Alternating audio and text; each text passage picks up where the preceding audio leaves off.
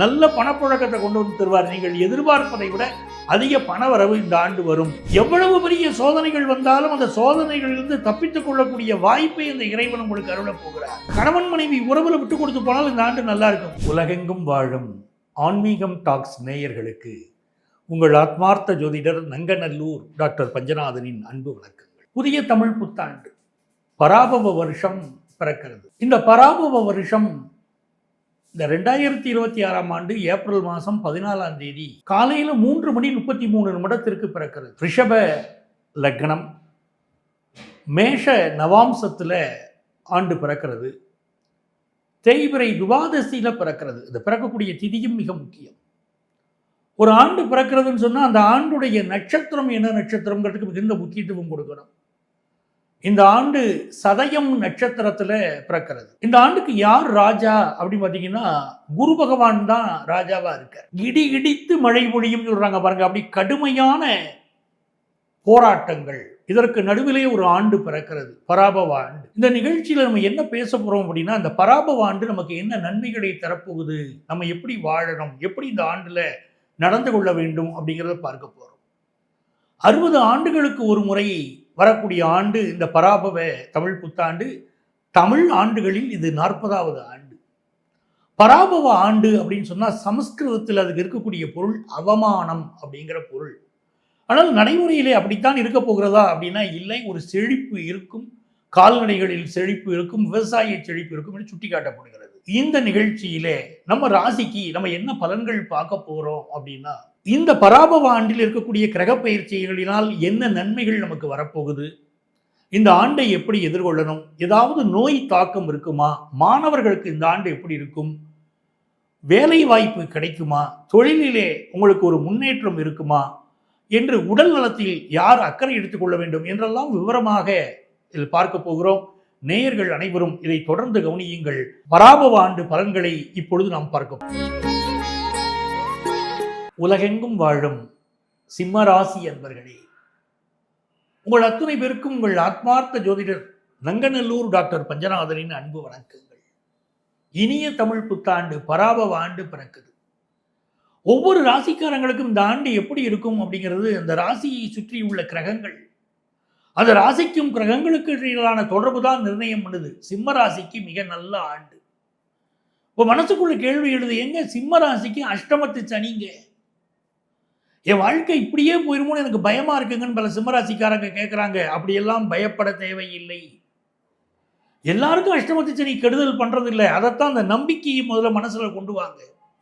இந்த ஆண்டு இருக்கக்கூடிய கிரக நிலைகளில் பார்த்தீங்கன்னா குரு பகவானுடைய சப்போர்ட் மிகப்பெரிய அளவுக்கு சிம்மராசிக்கு இருக்கு. ஒரு ஆண்டு பலன்கள் சொல்கிற போது எந்த கிரகங்களை வச்சுக்கிட்டு பார்க்கணும்னா, சனி பகவான் எப்படி இருக்கார், குரு பகவான் எப்படி இருக்கிறார், ராகு கேதுக்கள் எப்படி இருக்கிறார்கள் அப்படின்னு வைத்துதான் ஒரு ஆண்டுடைய பலன்களை நிர்ணயம் செய்யணும். அதுல மிகச் சிறந்த கிரகமாக சொல்லக்கூடிய குரு பகவான் உங்களுக்கு லாபத்தில் இருக்கிறார். மனுஷனுக்கு இந்த கலியுகத்துல எவ்வளவு கஷ்டம் வந்தாலும் அந்த கஷ்டங்கள் இல்லாமல் அவர் நிம்மதியாக வாழணும்னா நல்ல பணப்புழக்கம் வேணும். நான் என் மனைவி மீது மிகுந்த அன்பு வைத்திருக்கிறேன், என் மனைவி என் மீது மிகுந்த அன்பு வைத்திருக்கிறார், நாங்கள் சந்தோஷமாக இருக்கிறோம் என்று ஒருவர் சொல்லிவிட முடியறது இல்லை. எங்களுக்கு நல்ல பணம் இருக்குங்க, வசதியா இருக்குங்க அப்படின்னா தான் அவங்க நிம்மதியாக இந்த பூமியில வாழ முடியுது. இப்போ கால சூழ்நிலை எப்படி இருக்கு, அன்பு முக்கியம்தான், பணம் மிக முக்கியம் அப்படிங்கிற காலம். அப்படிப்பட்ட காலகட்டத்தில் லாபத்தில் இருக்கக்கூடிய குரு பகவான் நல்ல மேன்மைகளை கொண்டு வந்து தருவார், நல்ல பணப்புழக்கத்தை கொண்டு வந்து தருவார். நீங்கள் எதிர்பார்ப்பதை விட அதிக பண வரவு இந்த ஆண்டு வரும். ரொம்ப நல்ல விஷயம். ஆண்டுடைய ராஜாவாக இருக்கக்கூடிய குரு பகவான் உங்களுக்கு லாபத்தில் அமர்ந்து வருடம் பிறக்கிறது. அப்போ உங்களுக்கு இந்த ஆண்டுடைய ராஜா மிகப்பெரிய சப்போர்ட்டா இருக்க போறாரு. எவ்வளவு பெரிய சோதனைகள் வந்தாலும் அந்த சோதனைகளிலிருந்து தப்பித்துக் கொள்ளக்கூடிய வாய்ப்பை இந்த இறைவன் உங்களுக்கு அருள போகிறார். பெரிய அளவிற்கு குருவுடைய சப்போர்ட் உங்களுக்கு இருக்கு. எப்போ உங்களுக்கு என்ன ஆகும்னா, நீங்க வாழ்க்கையில ஒரு தள்ளாமை இருக்கிறது, ஒரு முதியவராக இருக்கீங்க, ஒரு 60 வயதுக்கு மேற்பட்டவராக இருக்கீங்க, உங்க வாழ்க்கையில சில சோதனைகள் வருதுன்னு வச்சுக்கோங்களேன். அந்த நேரத்துல குரு லாபத்தில் இருக்கிறதுனால உங்கள் பிள்ளைகள் உங்களுக்கு சப்போர்ட்டா இருப்பாங்க, அவர்கள் வாழ்க்கை உயரும். அஷ்டமத்தில் செவ்வாய் சனி இருப்பதனால சிம்மராசிக்காரர்கள் கவனமாக இருக்க வேண்டிய ஒரு விஷயம் இருக்கு. என்னன்னா, பொதுமக்கள் தொடர்புடைய துறைகளில் இருக்கக்கூடியவர்கள், நீங்க ஒரு பிஆர்ஓவா இருக்கீங்க, நீங்க பொதுமக்கள் தொடர்புடைய துறையில் இருக்கீங்க, நீங்க ஒரு ஹெச்ஆரா இருக்கீங்க, இப்படி எப்படியாவது நீங்க பொதுமக்கள் தொடர்புடைய துறைகளில் இருந்தால் பொதுமக்கள் ரீதியாக உங்களுக்கு சில எதிர்ப்புகள் வரலாம், பொதுமக்களுடைய ஆதரவு குறையலாம். ஏன்னா செவ்வாய் சனி இரண்டுமே ஜனநாயகத்திலே பொதுமக்களுடைய ஆதரவை குறிக்கக்கூடிய கிரகங்களாக இருப்பதனால் ஒரு மாச குறிக்கக்கூடிய செவ்வாய் அப்படி இருக்கக்கூடியதெல்லாம் 8ஆம் இடத்துல ஆண்டு துவக்கத்திலே இருப்பதனால், சனி 8ஆம் இடத்திலே இருப்பதனால் பொதுமக்களுடைய ஆதரவு இந்த சிம்மராசிக்கு குறையும் என்று இருக்கிறது. அதுல மட்டும் ரொம்ப கவனமாக சிம்மராசிக்காரர்கள் இருக்கணும். எந்த இடத்திலையும் பொதுமக்களை பகைத்துக் கொள்ளக்கூடாது. 2வது விஷயம், எந்த பிசினஸ் பார்ட்னர் உங்க கூட இருக்காங்களோ அந்த பிசினஸ் பார்ட்னர் உங்களுக்கு ஒரு நலிவு வந்தால் உங்களை விட்டு விலகி போவார்கள், பிறரோடு கை கோர்ப்பார்கள், இன்னொரு பிசினஸ் நடத்திட்டு இருக்கக்கூடிய ஆளோடு போய் சேர்ந்துருவாங்க. அப்படிப்பட்ட அமைப்பு இருக்கு. அடுத்த கட்ட விஷயம், கணவன் மனைவி ஒற்றுமை. வாழ்க்கையில் மிகச்சிறந்த வாழ்க்கை வரும்னா கணவன் மனைவி ஒற்றுமை, நல்ல குடும்பம், பல்கலைக்கழகம். அப்படிப்பட்ட நேரத்தில் உங்களுக்கு கணவன் மனைவி உறவுல விட்டு கொடுத்து போனால் இந்த ஆண்டு நல்லா இருக்கும். என்னங்க நல்லா இருக்கும் சொல்லிக்கிட்டு இவ்வளவு சோதனைகளை சொல்றீங்க அப்படின்னா, சோதனைகளை தாங்கக்கூடிய பக்குவம் சிம்மராசிக்கு உண்டு இல்லைங்க. என்ன பிரச்சனை இருந்தாலும் தாங்கக்கூடிய ஒரு ஆற்றல் சிம்மராசிக்கு உண்டு. அதுல மீண்டு எழுதிருவீங்கல்ல. காரணம், ராசியின் நாயகன் சூரிய பகவான். எப்பவுமே சிம்மராசி இருட்டில் இருந்துராது, மீண்டும் வெளிச்சத்துக்கு வரும். ஏன்னா வெளிச்ச கிரகம் சூரியன் தான் உங்கள் ராசிநாதனே. 6க்குடைய சனி 8ல் இருப்பதனால் பலருக்கு வேலை மாற்றங்கள் கிடைக்கும். கிடைக்கக்கூடிய வேலை மாற்றத்தை ஏற்றுக்கிட்டீங்கன்னா சிம்மராசிக்கு பராபவ ஆண்டு, நல்ல ஆண்டு. அதே போல இந்த ஆண்டுல குரு பகவான் லாபத்தில் இருப்பான், பினான்சியலா உயர்வுன்னு உங்களுக்கு நான் சொல்லிட்டேன். 9ஆம் இடத்தில் இருக்கக்கூடிய சுக்கிர பகவான் கலைத்துறையை சேர்ந்தவர்களுக்கு பெரிய வளர்ச்சியை கொண்டு வந்து கொடுக்க போகிறார். ராசியில கேது பகவான் இருப்பதனால் எந்த வம்பு வழக்குகள் வந்தாலும் ஒதுங்கி போங்க, ஞான மார்க்கத்தில் ஈடுபாடு காட்டார். அப்படி காட்டினா பெரிய வளர்ச்சி உங்களுக்கு வந்து சேரும். ஒரு பல ஓட்டு காலசர்ப்ப தோஷத்திலே இந்த ஆண்டு இருக்கிறது. உங்கள் ராசியுமே அப்படி ஒரு தோஷத்தில் இருக்குங்கிறத புரிஞ்சுக்கோங்க. இந்த ஆண்டு உங்களுடைய செயல்பாடுகள் மிக நிதானமாக இருக்க வேண்டும், புத்திசாலித்தனமாக இருக்க வேண்டும். நீங்க ஜெயிச்சுக்கிட்டே வரலாம். இந்த ஆண்டுல அனுபவத்தின் வாயிலாக நீங்க ஜெயிக்க போறீங்க. உங்கள் குடும்பத்தில் முன்னேற்றம் வரப்போகிறது. உங்களை நம்பி இருக்கக்கூடியவர்கள் மிக எதிர்பார்ப்போடு உங்களிடம் பழகுவார்கள். வெற்றி பெறணுங்க, இந்த ஆண்டு எனக்கு சூப்பரா இருக்கணுங்க, நான் என்ன செய்யணும் அப்படின்னு கேட்கக்கூடியவர்கள், நீங்கள் வழிபட வேண்டிய தெய்வம் மதுரகாளியம்மன், சிறுவாச்சூர், அதாவது திருச்சிக்கு பக்கத்தில் இருக்கக்கூடிய பெரம்பலூர் சிறுவாச்சூர் மதுரகாளியம்மனை சென்று வழிபாடு செய்யுங்கள்.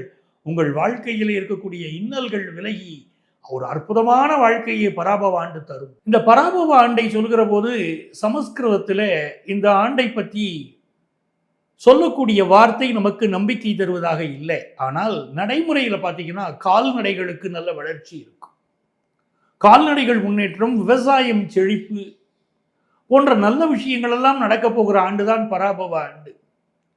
இந்த பராபவ ஆண்டுல உலக நாடுகளெல்லாம் பொருளாதார தட்டுப்பாடு கடுமையாக இருக்கும். ஆனால் இந்திய நாடு பொருளாதார தட்டுப்பாடு இருந்தாலும் தன்னை தற்காத்துக் கொள்ளும். எவ்வளவு நல்ல விஷயம் பாருங்க.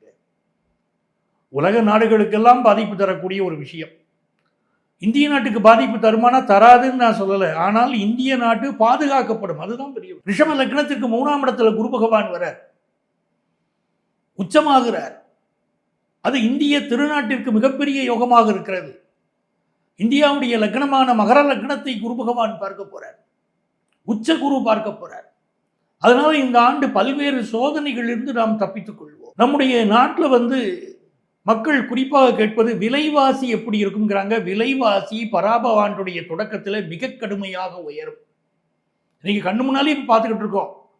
பெட்ரோல் விஷயங்களை பற்றிய தட்டுப்பாடுகள் வந்துருமோன்னு அச்சம் இருக்கு. பெட்ரோல் விஷயத்தில் விலை கூடும், காய்கறிகள் விலை கூடும், தானியங்கள் விலை கூடும், இதில் எந்த சந்தேகமும் இல்லை. பணப்புழக்கம் ஆண்டு துவக்கத்தில் கொஞ்சம் மாதங்களுக்கு ஒரு தட்டுப்பாடு இருக்கத்தான் செய்யும், மக்கள் சிக்கனத்தை கடைபிடிக்கிறது.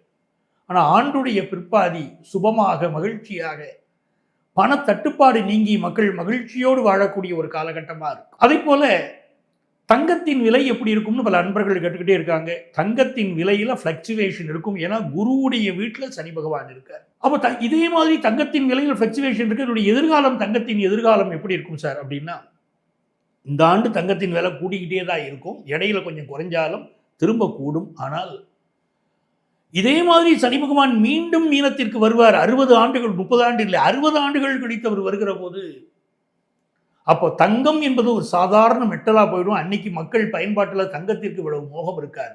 இது இந்திய தேசத்தில் பார்க்க போகிறோம். அப்படி நிறைய மாற்றங்களை நாம் காணப்போகிறோம்.